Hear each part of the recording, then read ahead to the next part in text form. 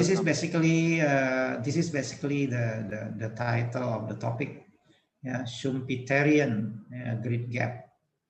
Yeah, and history of Islamic economic thought. Yeah. Of course, Schumpeterian is taken from the word Schumpeter. I'm referring actually to one of the probably one of the greatest economic historian, by the name of Joseph Schumpeter. All right. So let me introduce his background and also his ideas, why we call it Schumpeterian Great Gap, and why it is relevant to the study of history of Islamic economic thought. Now this is basically a little bit background of Joseph Schumpeter. He passed away in 1950. So basically he was a scholar of 20th century. So his full name is Joseph Aloy Schumpeter, born in 8th of February 1883 and passed away in 8th of January 1950. He was an Austrian. He was known as an Austrian political economist. And then he later migrated into United States. In 1939 he obtained American citizenship. He was born in Moravia and briefly served as finance minister of German Austria in 1919. And in 1932 he became a professor at Harvard University, where he remained until the end of his career. Now, Schumpeter was one of the most influential economists of the early 20th century and popularized the term creative destruction in economics. Now, I think his idea about creative destruction is really fascinating, and especially nowadays, his idea about creative destruction is really proving what is happening in our economy. Of course, by creative destruction, it refers to the phenomenon or to phenomena in capitalist economics, where when a new invention is discovered, then the old one will destroy the business, will destroy the industry. Or if a new form of product, for example, discovered, then the old product will be destroyed. Okay. For example, a camera. So our camera now is basically digital camera. Last time, of course, our camera is manual and then using film. But with the invention of the digital camera, so the film camera is gone, has been destroyed. It's no more in the product, right? No more in the industry. Everything is now changed into digital camera. And the camera is very easy now to avail, to get. Of course, last time having a camera, I think still in 1970s, for example, if you had a camera, is something special, right? But now camera is even in the hand of the children. All right. So this is what we call the creative destruction. So when something new being created, so the old one is outdated, and no more in the industry. So you have to close down. So there are many examples of this, especially nowadays. With the the IT development and progress. Everything become IT now. Be based on information technology, based on digital. All right, everything which is manual is outdated. Yeah. So this is the meaning of what we call creative destruction. Now, the term creative destruction and the idea about destruction is basically propounded by Joseph Schumpeter. So this is one of his great ideas. However, what we are going to discuss is not about his idea of creative destructions. Yeah, rather we would discuss about one of his important book. The name of the book is History of Economic Analysis. Again, this is a great book. This is a great book of history, especially history of economic. Yeah, and this is where our what we call it, our relevance. Yeah, about the relevancy of our discussion on the history of Islamic economic thought later. Yeah. Now let's see what is his book all about. Yeah, the history of economic analysis. Yeah, what is this? Yeah. Now this is actually his book in brief. Yeah, history of economic analysis was published in 1954. In fact, although we know that he passed away in 1950, but the book was published in 1954. So it means that his publication of his book was after his death. Yeah, after his death. In fact, his wife was the one, who published, this book after the death of Schumpeter himself. Now, in this book, in History of Islamic Economic Analysis, Schumpeter argued that economic analysis begins only with the Greek. Yeah, so this is basically his analysis. Yeah, so when we talk about economic ideas, economic analysis, economic discussion, he claimed that it only started with the Greeks, with the people of Greek, in Greek civilizations, and then not to be re-established until the scholastic emerged with Saint Thomas Aquinas. So starting from the Greek, and then there is a blank, and then re-established in the time of the Saint Thomas Aquinas. So this is basically his claim.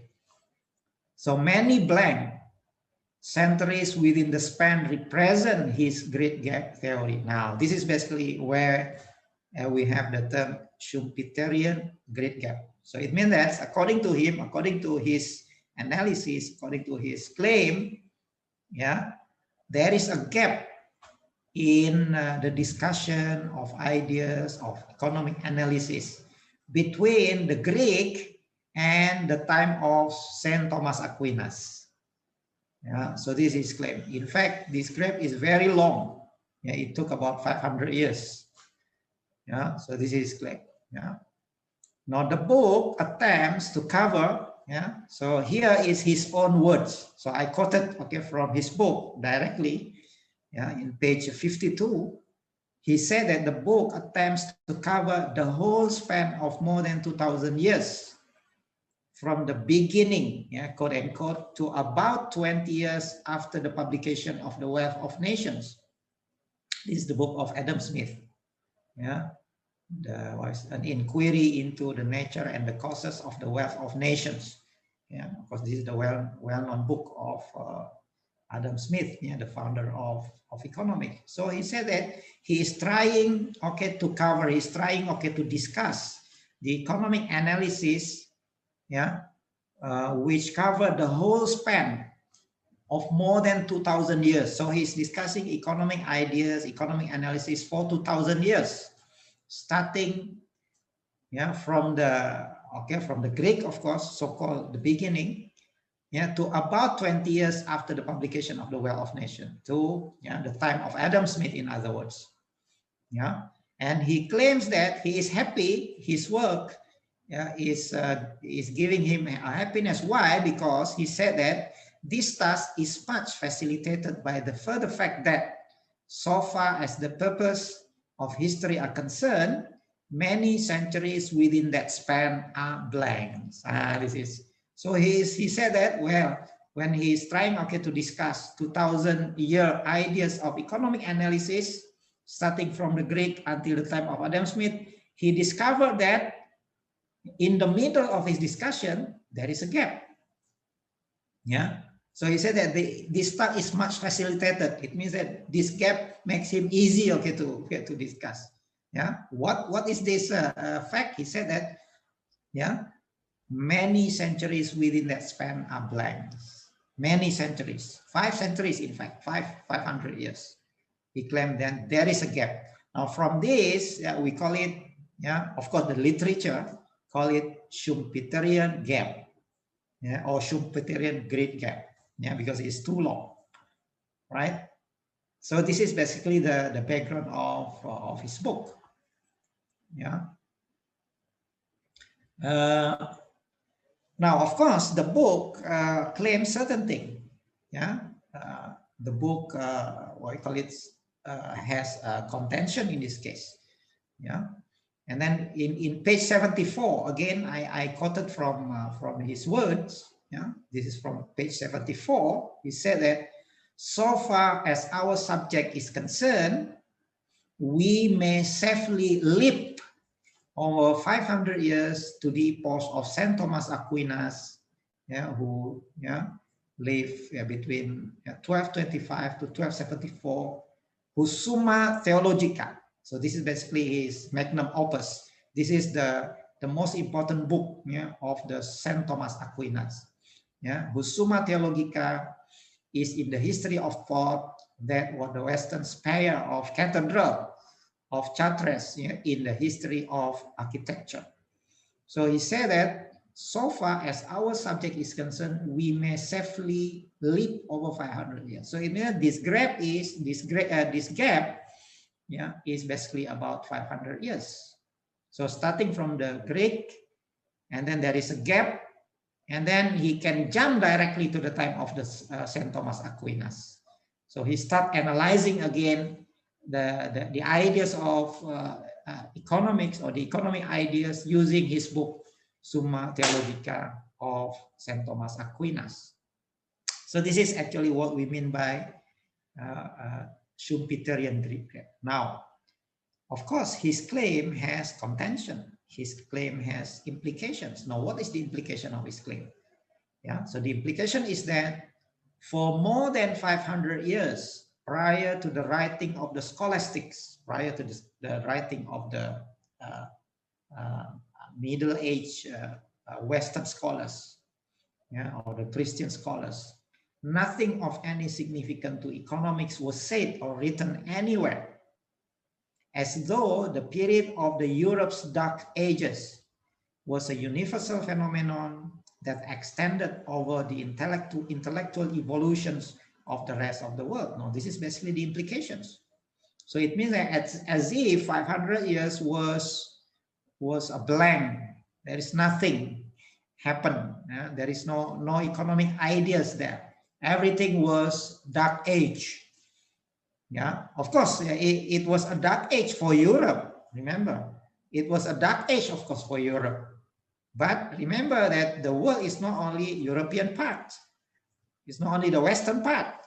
We have also the Eastern part of the world at that time.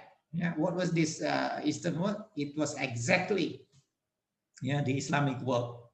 Yeah, it was exactly where the Islamic civilization was at the high point at that time. Yeah. Now, of course, his claim was not really a factual claim. Yeah, it's not accordant, okay, with the world history. Yeah, so we question basically his claim.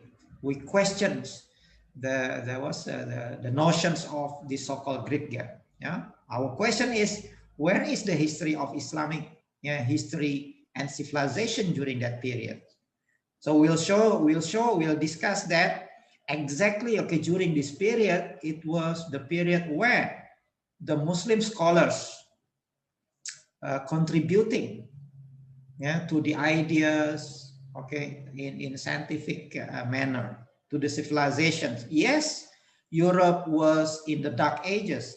Yes, we agree. Even historians all over the world agree with this fact. But remember, Yeah, the history of the world is not only the history of the Europe, yeah, but the history of the Eastern world, where especially the Islamic world was the civilization were flourishing. All right, so this is basically the background, yeah, of our discussions. Yeah, so by now I think you should be able to see why the title of this seminar is, yeah, the Schumpeterian Great Gap and the history of Islamic economic thought. Yeah. All right. Now, this great gap received criticism, of course. Yeah. Although it is idealized or written by a great scholar at the level of Joseph Schumpeter, but his theory of great gap is criticized very much. Yeah. Now, one of the best book, yeah, to my humble knowledge, yeah, is this book. So if you happen to have, okay, this book, yeah, you can order it from Amazon. Yeah. So the book is called Medieval Islamic Economic Thought: Filling the Great Gap in European Economics. So this book has been published a long time ago, yeah, 2003. Yeah, and this book is edited by S.M. Yeah, Ghazanfar. So in fact, I was also using, okay, this book as my main source, yeah, for our discussions. Yeah, and in 2009, yeah, yeah, I get an opportunity to write a brief article, yeah, write a brief article entitled "Dispelling Schumpeterian Great Gap." Yeah, you can access, okay, this article in the website. Yeah, or I think the Ikhtiar Institute also is giving, okay, this article for your reading. So this is my own writing. Of course, it is based on my research and also based on this book. Yeah. So again, okay, this article and the book are criticizing, yeah, the theory of the Great Gap, yeah, propounded by Joseph Schumpeter. Yeah. Of course, there are many other sources which criticize the position of Great Gap theory. Yeah, among them is again by, yeah, Professor Muhammad Najatullah Siddiqui, yeah, on history of Islamic economic thought. Yeah. Now, Muhammad Najatullah Siddiqui is one of the great Muslim economists. Yeah. So he used to write also about history of Islamic economic thought. And again, by my late Professor Sabri Orman, yeah, who just passed away a few months ago. Yeah, he was economic historian from Turkey. Yeah, so he also had some article, yeah, about the sources of history of Islamic economic thought, which will show also his contribution in these discussions. All right. In fact, his PhD is on history of economic thought of Al-Imam Al-Ghazali. So this is basically his PhD dissertations. So under his supervisions, I produced my PhD thesis, yeah, on the same spirit, yeah, on the same discourse, yeah, the history of Islamic economics. Especially, I was discussing his book. That was the book of Abu Ubaid Al-Qasim ibn Salam, Kitabul Amwal, yeah, and his conception of public finance. All right, so this is basically the criticism, yeah. Now, unfortunately, yeah, the writing of Joseph Schumpeter is very influential. Yeah, is very influential in the Western education, in the Western world, yeah, in the literature of economic thought. Yeah, so this gap theory literature, yeah, has persisted almost, yeah, since economics evolved as a separate discipline. But especially, yeah, so with the appearance of William J. Ashley's book, An Introduction to English Economic History and Theory, first published in 1888. Now, since then, the legacy been further strengthened and perpetuated by Joseph Schumpeter's History of Economic Analysis. So if you want to go further, in fact, before Schumpeter book, there was a book. There was a book by William J. Ashley. So his book is entitled An Introduction to English Economic History and Theory. Now here, starting from here, so the idea of a great gap was propounded. And of course, later on it was popularized by Joseph Schumpeter. So this is basically the history. So starting from there, many books on history of economic thought start following and imitating this idea. Unfortunately. Now let's see what are the literatures or the textbook which follows this idea, or which adopted this idea into the writing. Now this is a kind of survey. Look at 1960, for example. Of course, the book of Joseph Schumpeter was published in 1954. 1954, right? Now, after that, 4 years after the publication of Joseph Schumpeter's book, there is another book. There is another book, written by Spengler and Allen. Written by two scholars, two historians, Spengler and Allen. The title of the book is Essays in Economic Thought, Aristotle to Marshall. So you can see here, Essays in Economic Thought, Aristotle to Marshall. So these two scholars were writing about the economic essays or economic thought or economic ideas starting from Aristotle to Marshall, and then again following Joseph Schumpeter's theory of great gap. Great gap. So it's just overlooking or forgetting the contribution of Muslim scholars in the Middle Ages. All right, so this is in 1960. And then in 1965, there is another book by Eric Roll. The book is called A History of Economic Thought. So with the same ideas also. And then in 1967 and republished in 1991, there is another book. This is a book. It is a textbook. Being taught in universities, in the Western universities, about the history of economic ideas, by Ingrid H. Rima. The title of the book is Development of Economic Analysis. Again, in this book, the idea of great gap of Joseph Schumpeter is adopted. And then in 1971, in 1983. Of course, the first edition was in 1971 and then republished in 1983. Again, another textbook was written by Henry Spiegel. The book called The Growth of Economic Thought. Again, following Joseph Schumpeter. And then in 1995, and then republished in the second edition in 1990. Another book was published by Robert Ekeland and Robert Hebert. So the title of the book is A History of Economic Theory and Method.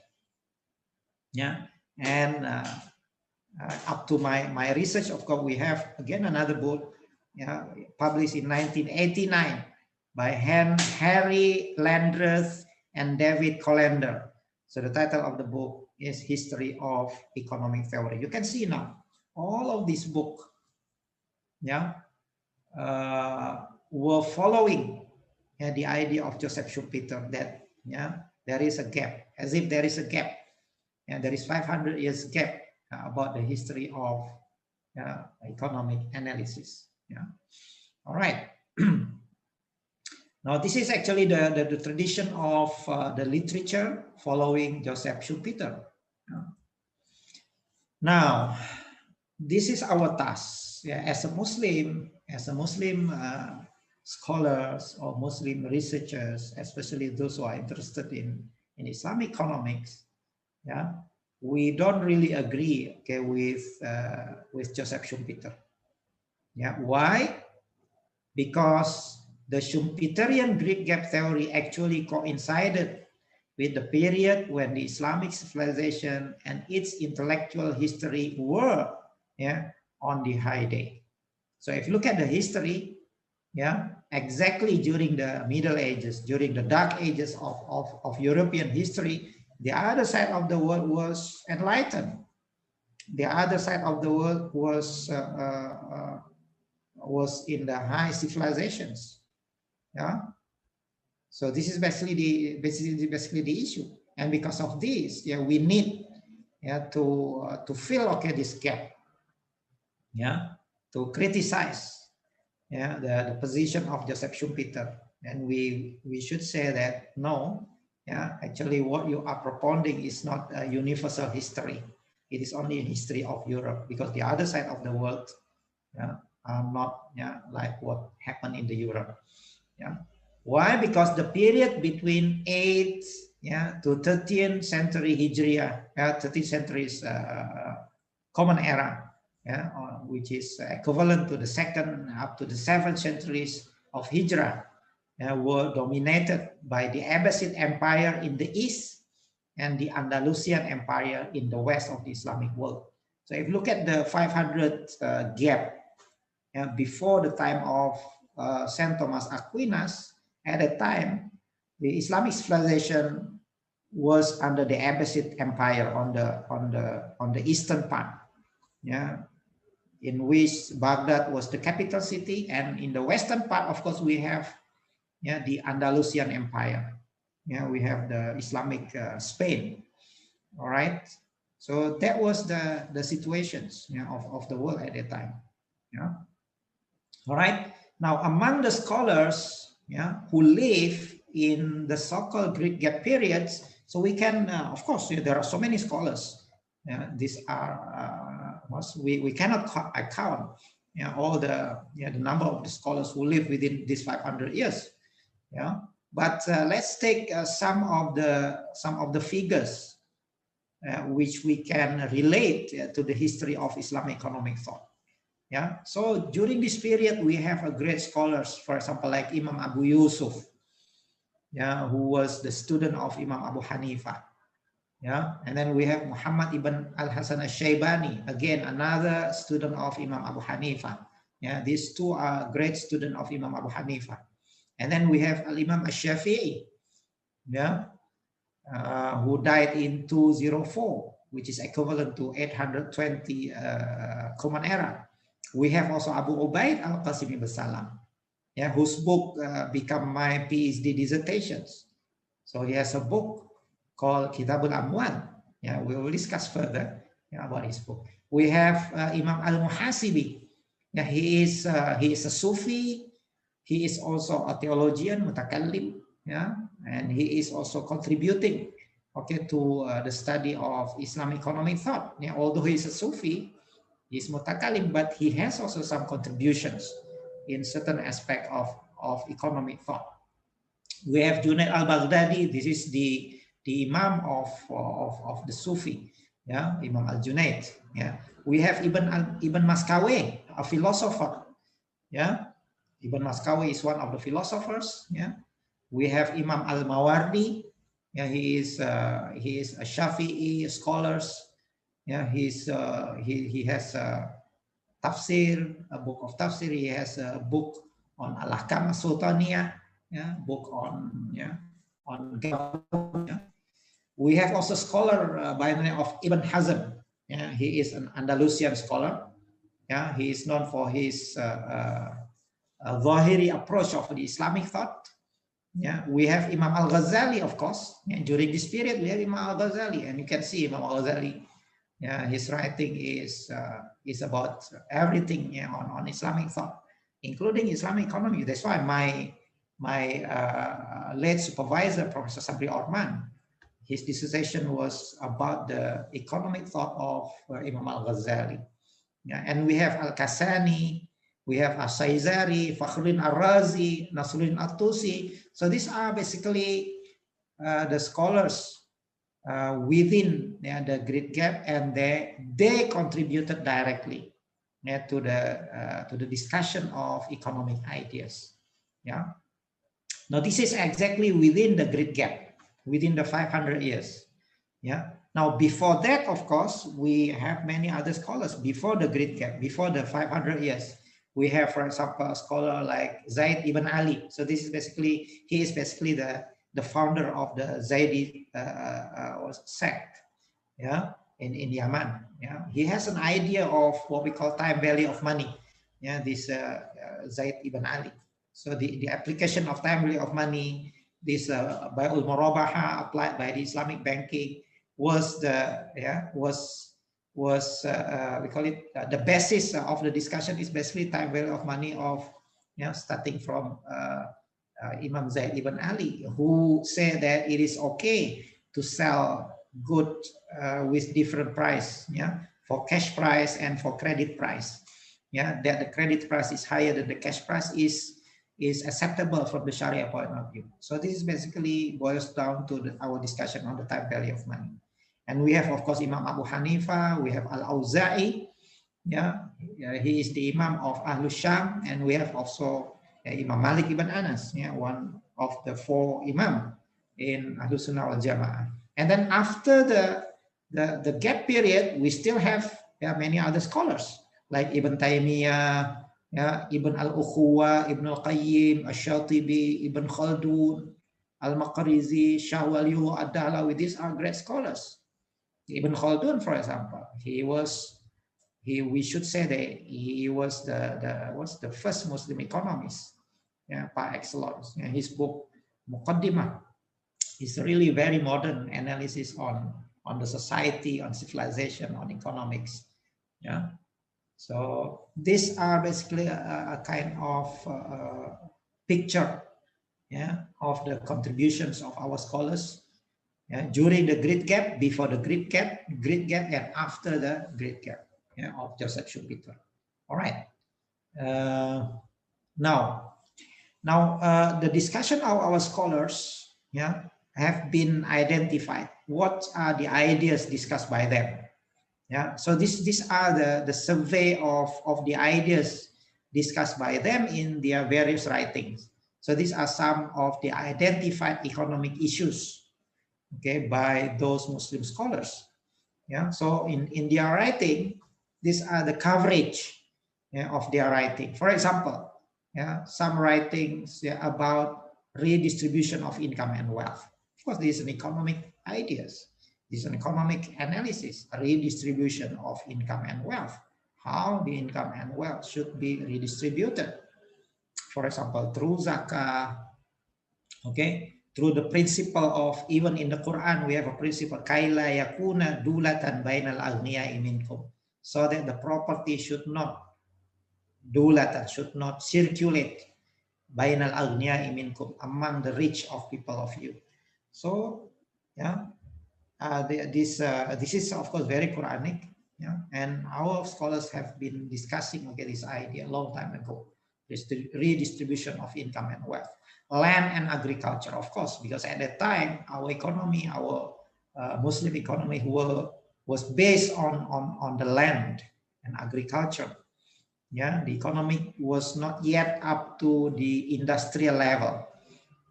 Up not to what we call it economy industry, but still, there are discussion also on certain industry, although it is not a full scale of industry, but there are discussion on industry, discussion on trade, of course, on buying and selling, on al-bay, labor and social security, prohibited economic practices, like riba, for example, like gharar, like gambling, like ghuban, these are prohibited economic practices. Interest, of course, riba, the interest about the riba, about what we call it, the price of money. Hoarding, this is on hoarding, on monopoly, fraudulent and speculative business, this is about the ethics, of doing business, cheating, Financial system of Islam, yes, there are certain aspects of the financial system of Islam. Taxation, of course, there are many books on Kitab al-Kharaj, book on taxation. Public borrowing, this is part of the public finance. How for example, the government also used to borrow, although the public borrowing is not as huge as nowadays, but there are discussion on public borrowing. Public expenditure, nature and function of money. Imam Al-Ghazali, for example, even in his book Ihya Ulumuddin, has a discussion on nature and function of money in the book of Shukr, the book of thanksgiving. So we must be thankful to God, because why? Because God gives us ideas to create money. So this is basically the idea of Shukr by Imam Ghazali. And then he start discussing what is actually money.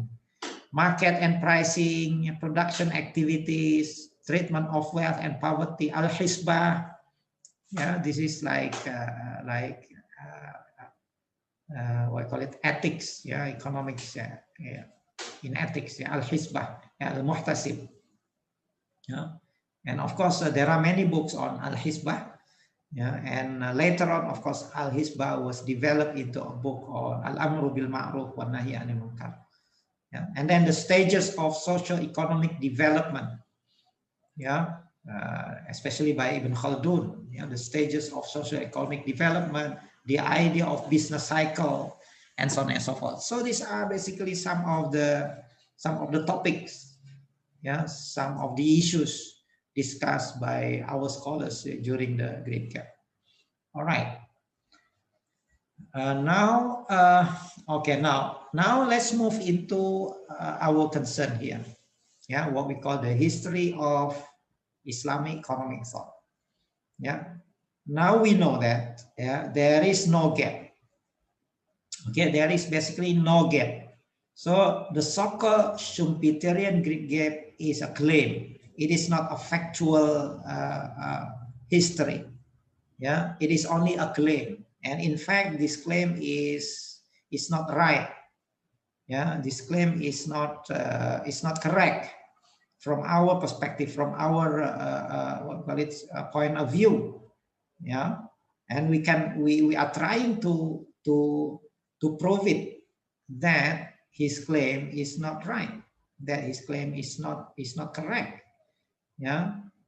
So because of this, we are trying to find the fact. So we have to go back to our history. So that's why we are interested now to find the sources. The sources of our history of economic thought. Now these sources have been classified by Professor Sabri Orman. This two classification was done by my late supervisor, Professor Sabri Orman. He said that we can generally divide the sources of history of Islamic economic thought into two main sources, or two classifications of sources. The first one, we call it the general sources. And the second one, we call it the special sources. Now, what is the difference between the general sources and the special sources? Okay, now the general sources, by definitions, are referring to the Islamic works and heritage that treat economic matters together with non-economic ones. Now, this is the definition of the general sources given by Professor Sabri Orman. Basically, we are referring to economic books, economic turath, Islamic books or Islamic turath, Islamic works and heritage that treat economic matters together with non-economic ones. So it means that there is a mix between discussion of economics and discussion of other things. Discussion of other things, right? So it is a mix. Now, because of this mix, yeah, we call it the general sources. Now, of course, the general sources are so many. Yeah. Why? Because we will show you the example of the general sources in which the discussion of economic issues and non-economic issues are treated at once. Right? This is called general sources. Now, the second one, we call it special sources. Now, special sources are basically the Islamic works and heritage that have been devoted specifically and exclusively to the treatment of economic issues. Yeah. Now, these special sources are really devoting its discussion on economic issues. Even from the very title, you can see that this book is basically about economics. For example, just take an example, Kitabul Amwal, for example. Even from the name, Kitabul Amwal, okay, the book of mal, and the book of public finance. In fact, Amwal here is public finance. You see, public finance, mal. It is part and parcel of economic discussion, economic ideas. Yeah. Or Kitabul Kharaj, for example, the book of taxations. So even from the name, from the title of the book itself, it is very clear that this book is talking about taxation. This book is talking about the public finance, for example. So the book of taxation or the book of Kharaj or the book of Amwal belongs, okay, to the special sources. Yeah. So special sources, we mean Islamic works or Islamic sources and heritage that have been devoted specifically and exclusively, okay, to the treatment of economic issues. So based on this, we can identify basically the sources of history of Islamic economics. So in other words, if we want to do research, if we want to do research on history of Islamic economics, we have to refer, okay, to these sources, to these maraji. All right. Yeah. Now let's take example of what we call the general sources. Yeah, the general sources. Now, of course, the general sources, as we said earlier, there are so many. Yeah, there are so many books. Yeah. Now, one of the sources is the book of tafsir. Tafsir literature. Now, even tafsir itself is already huge. There are so many, hundreds of books of tafsir, okay, in the history of Islamic civilizations. Our mufassirun have produced hundreds of tafsir, not only in Arabic. You see, even in Bahasa Indonesia, we have tafsir in Bahasa Indonesia. In Urdu language, okay, in Persian language, in Turkish languages. Yeah, of course, it's not only in Arabic. Of course, in Arabic is par excellence. Now, remember the book of tafsir is basically talking about all the Quranic verses, starting from Surah Al-Fatiha up to Surah Al-Nas. And remember, in the Quran, there are so many economic ideas. Talking about al-bay, talking about al-riba, okay, talking about the principle of distribution, principle of production, principle of consumption. These are discussed in the tafsir literature. So tafsir literature belong to general source. Why? Because in tafsir, the book of tafsir is not only discussing about economic issues, but discussing also other issues. So that's why it belongs to the general sources. And then the book of hadith, the hadith compendiums, and its commentaries, the hadith itself, and also the sharah of hadith. Even the hadith itself, the book of hadith, for example, starting from Kutubus Sittah, Kutubus Tis'ah, Bukhari, Muslim, Abu Dawud, At-Tirmidzi, An-Nasai, Ibn Majah, Musnad Imam Ahmad, okay, Muwatta Imam Malik, and then Musnad Ad-Darimi, and many other books, and the sharah, even Bukhari, Muslim, the sharah was so many. Of course, when the hadith is talking about certain aspect of economic, the sharah also will give explanation. So basically, there is a huge resources to discuss about the economic ideas. And then fiqh, of course, there are so many books on fiqh, book on usul fiqh, from various madhahib, book from the fiqh of Abu Hanifa, from the fiqh of Imam Malik, yeah, Imam Shafi, Imam Ahmad. Yeah. Even nowadays, the book of fiqh still being produced. For example, nowadays in the modern time, we have a huge book by Sheikh Wahbah Zuhaili, for example, Al-Fiqhul Islami wa Adillatuhu. Yeah, this is yeah. So we can find many discussion on economic ideas. Yeah. So similarly, you know, with the book of our past scholars, yeah, there are so many fiqh book by our scholars. Yeah. All right, and then kalam, yeah, even of the theology literature on theology on kalam, yeah, especially when you talk about the ethics, for example, yeah, yeah. So we will find certain aspect of discussion, philosophy literature. Yeah, we'll show you that one among the philosophers contributing into the economic ideas. Sufi literature, yeah, books on tasawwuf, especially on the ethos of work. Yeah, on the ethos of work, how we have to live in this world. Yeah, of course we need food. Yeah, we need shelter. We need material input, of course. But our life is not only material. So how to balance up between our material need and our spiritual need, for example. Of course, when the Sufi is talking about the material need, he will talk about this economic aspect as well. So this is the significance and the relevance of the Sufi literature on Islamic economics. And then we have also adab literature, the literature on literature, on adab, history and geography. Okay, the book of history, Kitabut Tarikh, and then geography, Kitabul Buldan, Mu'jamul Buldan.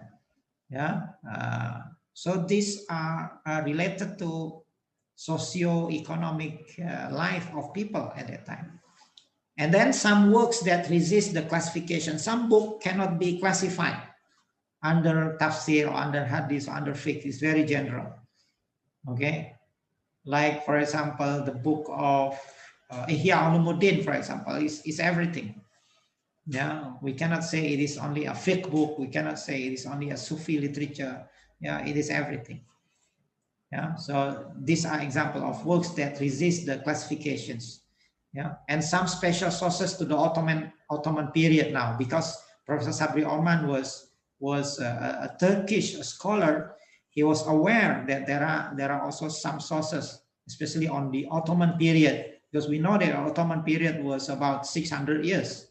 So the Ottoman scholars also were producing many literature, of course, in their own language sometimes, not in Arabic, but in the Old Turkish. Yeah, so there are certain special sources kept by the Ottoman civilization at the time. And then about the literature on politics and administration. So this basically refer to what we call the general sources of history of Islamic economic thought.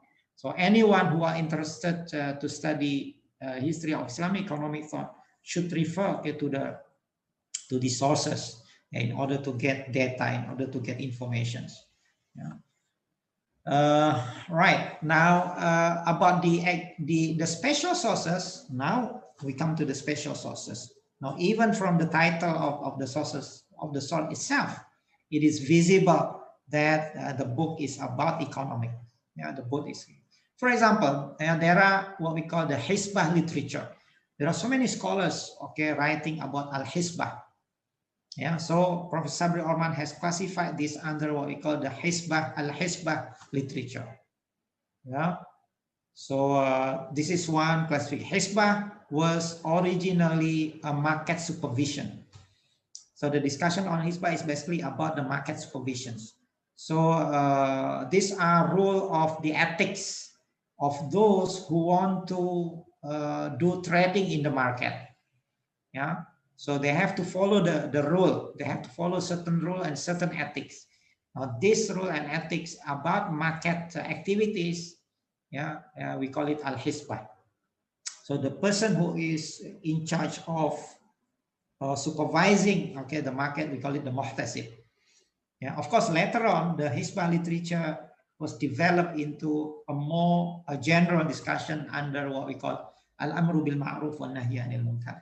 Yeah, so this is one aspect of what we call special sources. So if you want to study Islamic economic thought, we can refer to the book of Hisbah. And there are many scholars who are writing about Hisbah. And then we have Kitabul Kharaj. Yeah, we have also Kitabul Kharaj. Kharaj means the taxations. Yeah, although it means a land tax. Yeah, it is a tax related to land, to the landed property. Okay, to the real estate. All right, so this is the original meaning of the Kharaj. Yeah, because at that time our economy was based on agriculture, yeah, on land, yeah, rather than industry. So the tax also was a land tax. Yeah, so the importance of the Kharaj. Yeah, so again there are so many books under the title of Al Kharaj, right? And then we have again another group of literature, you know, whose title is Al Amwal. Yeah, whose title is Al Amwal. Amwal means, of course, is a plural of mal.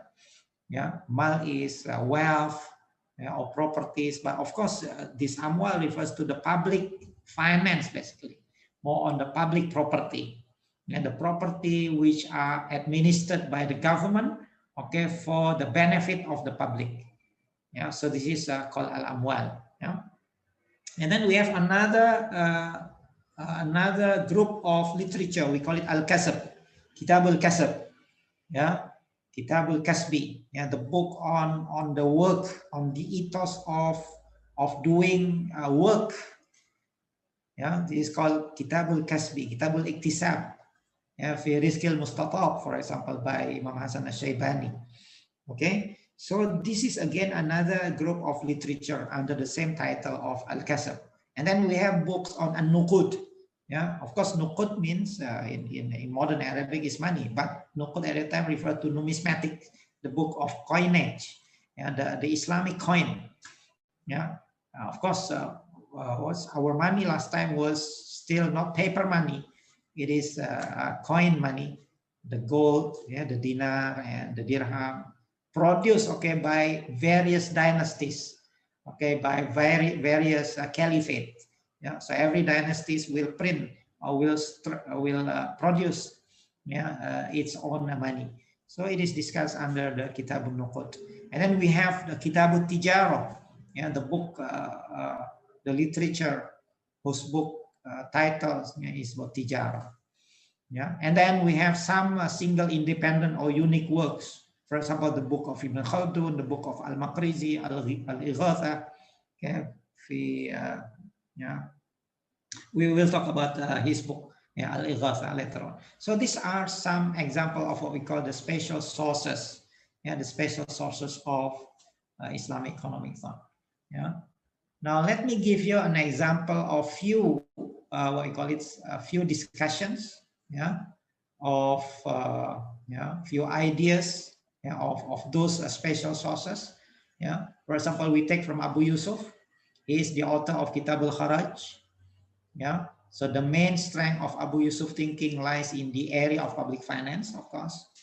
In discussion, in discussing taxation, he lays down a certain principle which anticipate those introduced many centuries later by economists as canon of taxation. Now, canon of taxation was propounded by Adam Smith. Now, before Adam Smith was discussing his canon of taxation in his book, The Wealth of Nations, Abu Yusuf was already discussing, okay, this idea. Yeah, for example, like the ability to pay, convenience of taxpayer regarding time, place, and mode of payment, and centralization of decision making in tax administrations. Yeah, are some of the principles emphasized by him. Abu Yusuf have discussed, okay, has discussed this idea long before Adam Smith. Yeah, so this is just one example. Yeah, I just want to give you a brief idea what type of discussion and what type of issues raised, okay, by our scholars within the Great Gap. Yeah, so we have Abu Ubaid. Yeah, his book is Kitabul Amwal. Yeah, so this is very rich in the economic history of the first centuries of Islam. So the work has been studied for a PhD dissertation and turned into a book, yeah, entitled Kitabul Amwal, Abu Ubaid's Concept of Public Finance, by myself. Yeah, so this is actually my PhD dissertations. Yeah, and this thesis has been published, okay, by ISTEC in 2005. So this is again another, yeah, if you are interested, okay, to read, okay, this book, yeah, it is available in English and also in Bahasa Indonesia, yeah, because the book has been translated also into Bahasa Indonesia. Anyway, and then we have Ibn Maskawi. He is among the philosophers. Now, one of his work is Tahdhibul Akhlaq. Yeah, Tahdhibul Akhlaq. Yeah, this is about the ethics. Yeah, the book is about the ethics. Yeah, on ethical philosophy. But he, in his book, he talked also about certain aspect of economics, like division of labor, for example. He observed on the division of labor, for example, men are by nature social. They cannot live without cooperations. Hence, they must serve one another. They take from one another and give to one another. So they demand suitable compensations. If the shoemaker utilizes the services of the carpenter and give his own services, it becomes the reward if the two works were equal. But nothing prevents from one's work being better than the work of the other. So in that case, dinar or money will be the one to evaluate and equalize, okay, between the two. So he's already talking about the division of labor, the exchange, the role of money, for example. Yeah, you see. So we can discuss this issue. Yeah, further, of course. Of course, you can see that this issue is really an economic issue, right? So it is written by Ibn Maskawi, one of the Muslim philosophers. Yeah, and then we have Al-Ghazali, of course, by excellence. Economic thinking of Al-Ghazali was basically in Ihya. Of course, Imam Ghazali also wrote many other books, including the book of fiqh, for example. But of course, his magnum opus, his great book is basically the Ihya Ulumuddin, yeah, the revival of religious sciences. Yeah. So here, for example, he discusses the disadvantages of barter and the importance of money and its function as a medium of exchange, standard of value, the store of value. Money was not demanded for its own sake, but as a means for acquiring other objects of desire. So he's talking about money. He's talking also about riba, for example. So it's very rich discussion by Imam Ghazali about money. And this is just one aspect. So we can see also the other aspect of Imam Ghazali discussion on economy, not only about money. Yeah. And then Ibn Khaldun, of course, we know, his book Al-Muqaddimah. Yeah. So some modern thinkers view it as the first work dealing with the social sciences of the sociology, demography, and cultural history. So the Muqaddimah also deal with Islamic theology, historiography, the philosophy of history, economics, political theory, and ecology. So these are the coverage of Muqaddimah. He talked about the ups and downs of civilizations and comprehensive aspect of the business cycle. So Ibn Khaldun, again, his book has been translated into English by Franz Rosenthal, and also I think in Bahasa Indonesia also, by Ahmadi Toha, if not mistaken. Yeah, it was already published a long time ago. We can read, okay, the book of Ibn Khaldun. Yeah. And then we have Al-Maqrizi. Now, Al-Maqrizi is the student of Ibn Khaldun. Yeah, he has some important books on direct economic issues. One of Kitabun Nuqud. Yeah, so he has a book on Kitabun Nuqud, on numismatic, and another one is Ighathatul Ummah bi Kashfil Ghummah. So this is on the monetary policy of Mamluk Empire. Yeah, now it's very interesting. This book has been studied.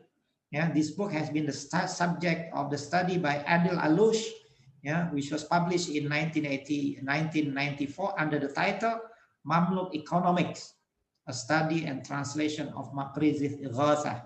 Okay, published by University of Utah Press. Yeah. Now, in this book, Maqrizi was precursing the idea what we call the Gresham law. Gresham law says that bad money is driving away a good money.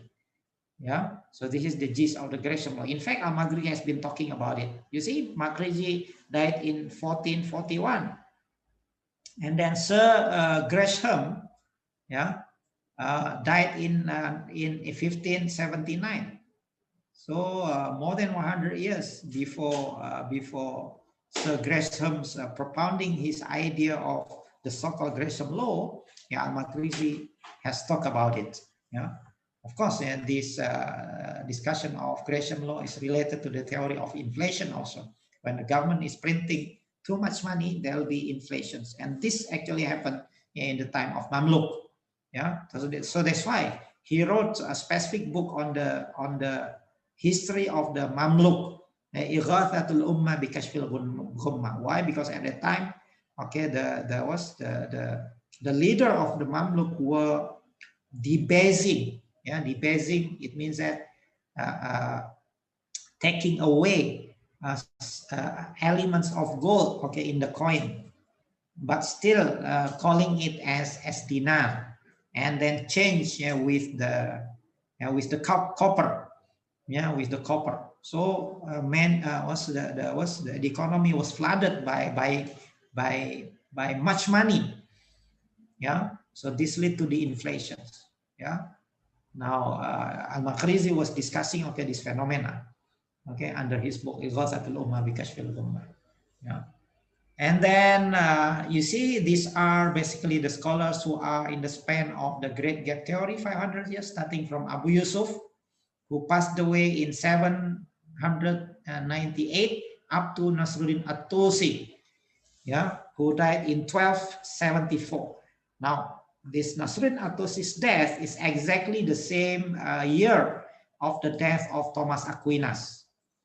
Thomas Aquinas also passed away in 1274. So Nasruddin At-Tusi also in 1274. So if we take 500 years back, so we arrive at the time of Abu Yusuf. Now, between Abu Yusuf and Nasruddin At-Tusi, you can see there are so many scholars. There are so many Muslim scholars who are contributing to the discussion of history of Islamic economic thought. All right. Now, as a conclusion, so this is my last slide. After this, I'm sure that there will be many discussions among the participants. So this is my last slide as a conclusion. Schumpeter's claim about the Great Gap Theory in economic analysis and thought is not a universal history. So basically, we say that his claim that there is a 500 years gap between the Greek, and and the scholastic period, is not a universal history. There is only European history. There is only the history about the dark ages of Europe, but not the world history. It's not the universal history. Of course, by universal history, I mean it's not a world history. Vis-a-vis the historical fact of the Islamic civilization. Why? Because on the other side of the world, especially on the eastern side of the world, there were civilization there were flourishing civilization. And this civilization is basically the Islamic civilizations. In fact, Thomas Aquinas himself was indebted to Muslim scholars, especially to Al-Ghazali. So if we read the biography of Thomas Aquinas, he himself was indebted to Muslim scholars, indebted to Ibn Sina, indebted to Muslim philosophers. Especially he was indebted to Al-Ghazali, because Thomas Aquinas was trying to defend the Christian theology, from the attack of the philosopher. Now in the Islamic world, the defender of the theology was Imam Al-Ghazali from the attack of the philosopher. That's why Imam Ghazali wrote Tahafutul Falasifah, right, in order to defend the position of the religion. Now Thomas Aquinas was taking advantage of the argument of Al-Ghazali. So he is using the argument of Al-Ghazali in order to defend the Christian theology. Yeah, so this is basically the why he is basically indebted to Imam Al-Ghazali in terms of the ideas. Yeah, and in fact, Will Durant, one of the Western historian, he said in one of his book on history, he said that Thomas Aquinas was led to write his Summa Theologica to halt the threatened liquidation of Christian theology by the Arabic interpretation of Aristotle, especially, of course, by the Muslim philosophers, who try to accommodate the idea of the Aristotle, the idea of philosophers. Indeed, the industry of Aquinas was not due to the love of Aristotle, but to the fear of Averroes. Now, Averroes here is Ibn Rushd. We know that Ibn Rushd is one of the Muslim scholars who defend philosophy. In fact, he does not agree. He didn't agree with Imam Al-Ghazali. In terms of the philosophy. That's why he wrote a refutation of Imam Al-Ghazali's book. At-Tahafut al-Tahafut. Imam Al-Ghazali wrote about Tahafut al-Falasifa, and then Ibn Rushd wrote about Tahafut al-Tahafut. So in order to take advantage from Al-Ghazali, so Thomas Aquinas basically using the argument of Imam Al-Ghazali to defend the Christian theology, right? Thomas Aquinas quoted Avicenna, Averroes, Al-Ghazali, and others. Okay, so of course in his book, in the Summa Theologica, we can see that Thomas Aquinas himself quoted a lot from Muslim scholars, from Avicenna, this is Ibn Sina, Averroes, Ibn Rushd, Al-Ghazali, and others. Although the scholastic discarded those ideas that conflicted with Christian teaching and adopted those appeared to the reconcilable. So it means that, of course, he is very selective. Thomas Aquinas also very selective. Sometimes he's using the idea of Al-Ghazali, but in order, the purpose is basically to defend his Christian theology. So basically, we can say that even Thomas Aquinas himself, whom Joseph Schumpeter claimed that the economic idea re-established again in the modern time, or in the scholastic time by Thomas Aquinas, this Thomas Aquinas himself was indebted to Muslim scholars. So I think with that I should conclude my discussion.